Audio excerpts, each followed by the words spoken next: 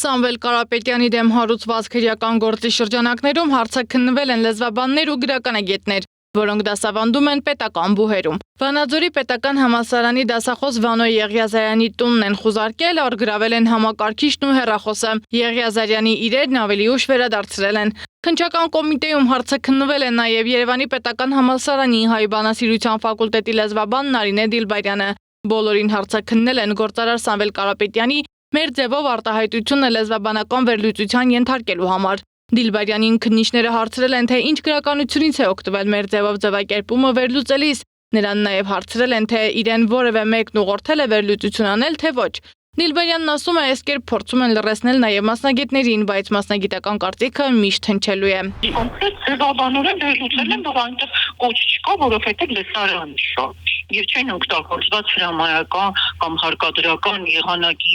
ժամանակներ, եւ ամենակարևորը չկա լեսարան, որին դա ուղղված է։ Բացի դրանից կանչել են Լեռնիկ Հովհաննիսյանին, որը պատմաբան է, եւ կանչել էին Թեհմինա Մարությանին, որը եւս գրականագետ է, նրանք եւ կարծիքներ էին տվել։ Այսինքն բոլոր մարդկանց, որոնք տվել էին կարծիք, իրենց հրավիրել են բավական տեղական այդպիսի հարցաքննության։